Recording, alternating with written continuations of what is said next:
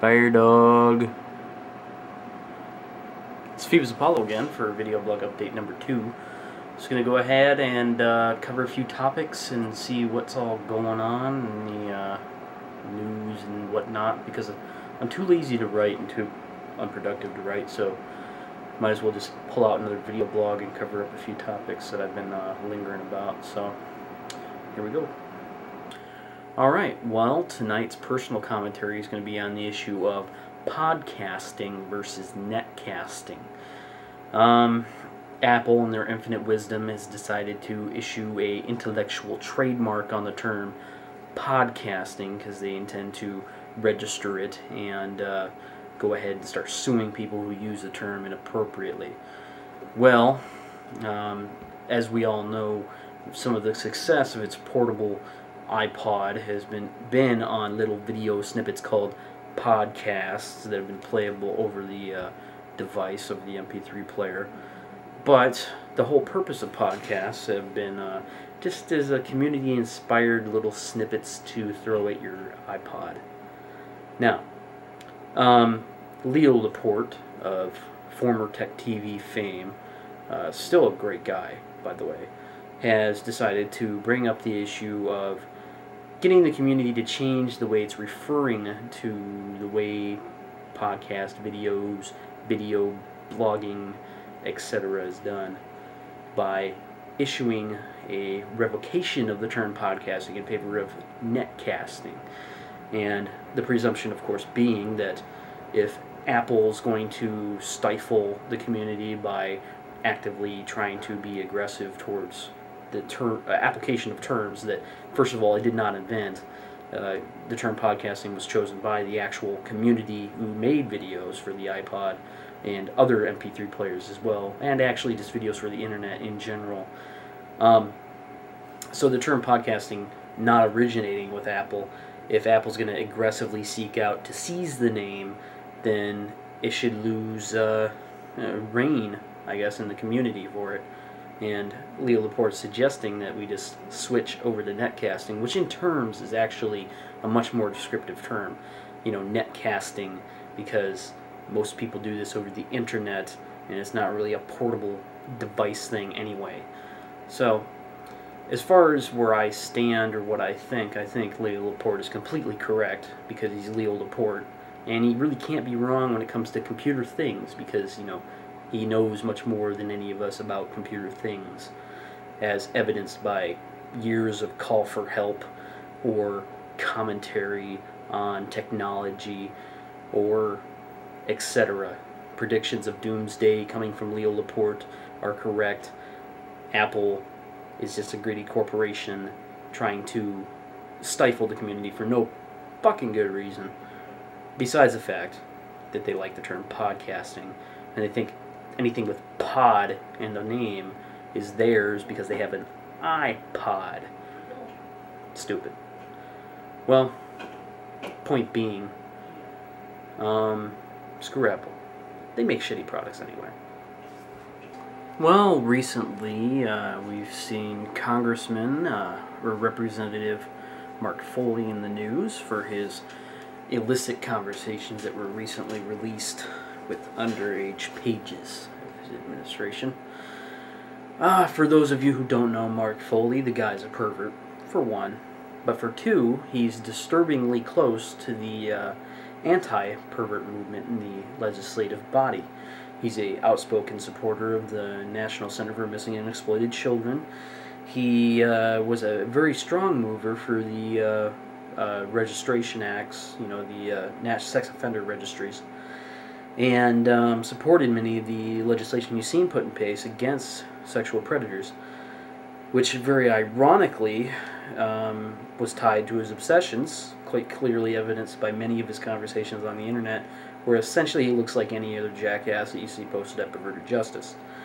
So, Mark Foley, blazingly obvious hypocrite, but who cares about that?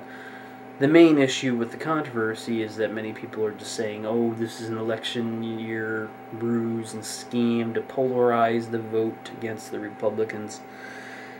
And simple fact of the matter is that that doesn't matter. What matters is that Mark Foley has been soliciting underage people, and he's not currently properly being investigated for his illicit and illegal activities, like other people who are not politicians would have been in his position. That he could have had child pornography on his computer, or other things on his computer that could have condemned him for even more crimes and made it easy to convict him of inappropriate solicitation of minors on the internet, for sexual solicitation of minors. And that has entirely been passed up because he's a politician, and people feel the need to discuss the elections, upcoming elections, and the ramifications of this case for those upcoming elections, more so than actually doing their job and making sure that people like this are put in jail. Point being, in the words of Mark Foley, it's vile. It's sad to see somebody throw everything down the drain for some sexual addiction. Yes, that was the words of Mark Foley in response to the Clinton sex scandal. Another great irony in the case. Mark Foley, of course, being probably as average a predator as anybody else. Nobody really saw it coming because of his disavowed, almost obsessive stances with sex predator cases. And the irony is out there from the open for people to notice. And whether or not it's election year, we should put our priorities in order and make sure people like this are not put on a House inquiry and instead straight up investigated, have their property seized, and then are convicted for the crimes they have committed like any other pervert out there. Alright, well, if we're going to be talking about electronics at all, probably should be talking about companies like Sony. Sony is a arrogant Japanese electronics company which has finally shot itself in the foot, and it's really funny to see. The PlayStation 3 is coming out soon. The PlayStation 3 is way overhyped and overdone. The shit is going to be expensive, and it's going to be rare because its market penetration is going to be nil. Simply because, a lot of people that will buy it up will be passing it around amongst themselves, trying to garner whatever the maximum profit is, simply because there's going to be a mass shortage of them. And many of the game developers are not going to be turning out their games on time. There won't be many launch titles, and the really big budget, the really big budget games that have been promised to the fans have been essentially vaporware. They haven't been developed yet. They're not real. They're just CGI pre-renders. And the simple fact of the matter is, when it comes straight down to it, the PS3 is trying to do everything for the home entertainment crowd, and it's doing everything very badly, and Sony's being extremely arrogant and stupid about this. But hey, that's great, because I don't like Sony. They're fucking dicks anyway, and that's because they're Japanese, but whatever. The point being, when this PS3 comes out, it is going to be extremely hard to find. There's only going to be 200,000, maybe 400,000 units prepared for launch. That essentially means that every store is only going to have a couple coming in on the first week. And the real big problem with that is that that couple will probably be bought out and resold to the highest bidder. And there's going to be a lot of people hawking them. It's going to be a lot of them on eBay. And they're all going to be really, really, really expensive. They're going to be really hard to find, like the fucking Elmo toys. And people will go out and get them, and they will go play the games.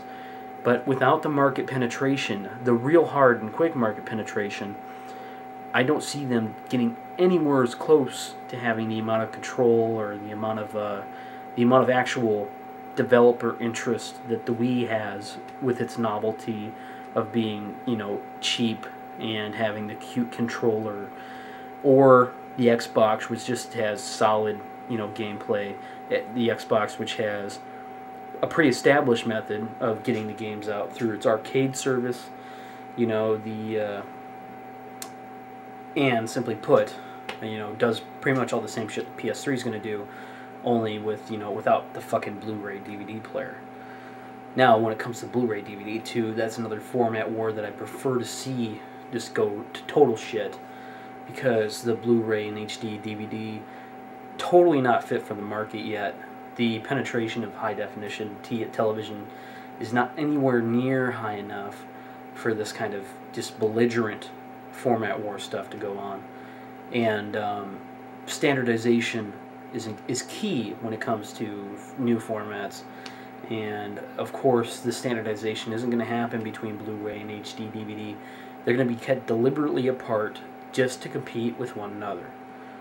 And I blame Sony for pushing its Blu-ray format like it is, even though the perceived benefit is with Blu-ray. Either way, the fact of the matter is, Sony has a shitty fucking attitude.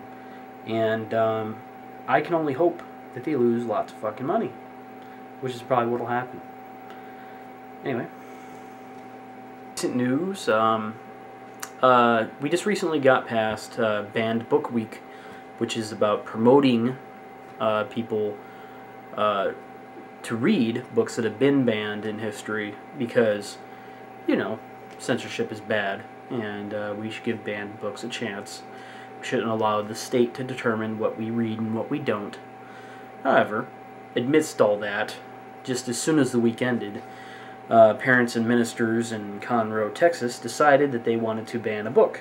And the book is, of course, very foul and offensive to Christian sensibilities, uses the Lord's name in vain, and has foul language. It was written by Ray Bradbury. The name of the book is Fahrenheit 451. For those of you who've not had a chance to read it, the book is about a firefighter who works for a unit that doesn't really actually fight fires, but actually starts fires, and it starts fires by burning books, for the purpose of burning books for the state. So because it is a capital offense to have books in the state, so it's an emergency, they have to get out and destroy every book. You can't read any books, because the state controls what kind of knowledge you can have. The book's overall theme is against the danger of censorship, and emphasizes the eloquence of reason in an open environment, free to discerning debate, that things cannot be found too offensive for fear of stifling human knowledge. Well, the people in Texas have completely missed the point of the book and have decided that as Americans it's their right to advocate we behave like Nazis and ban books that are particularly books that advocate us not banning books in the first place. Yeah. Well, more ridiculousness that I have no words for. Just the fact that it's very stupid. Yeah.